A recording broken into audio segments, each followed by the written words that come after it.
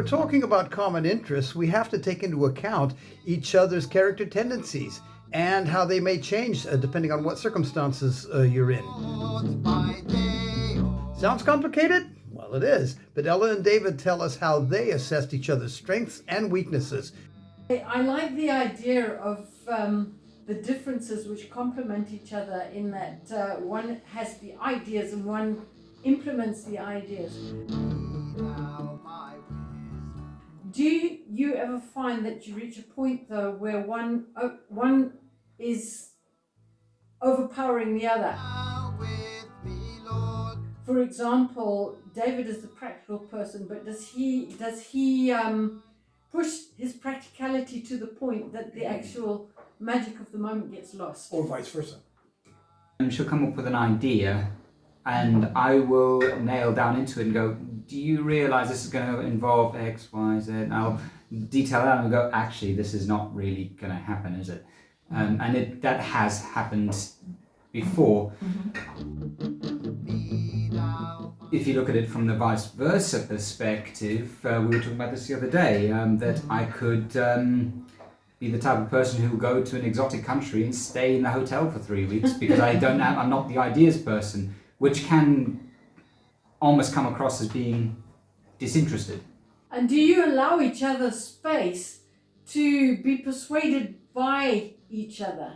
Most of the stuff that we do together, like if we plan to do something, and I think sometimes I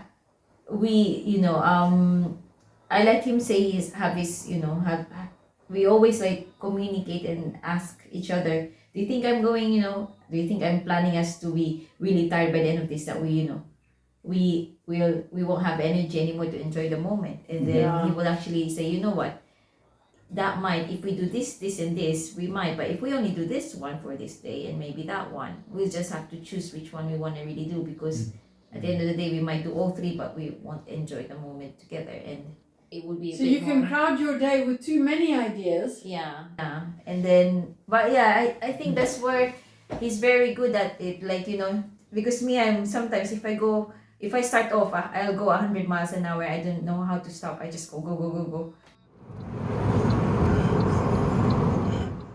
And he's the one who's actually, my brakes like, hey, hang on a minute, slow down.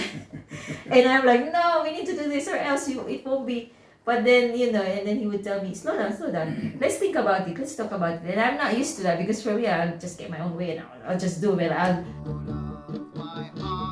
be at the end of it, I'm like, I'm so tired. I didn't really actually enjoy that. But he puts the brakes on and I'm like, oh, actually, you know what? I really enjoyed that one moment where we just wandered and not having to look at the GPS or, having to say, oh, we need to pass by this bit, that bit.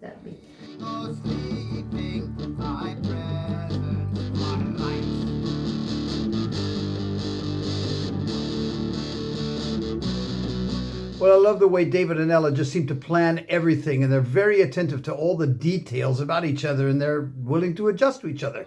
Next week, we're going to conclude our series on common interests. Really glad that you could be with us, and we'll see you next week as we conclude this series.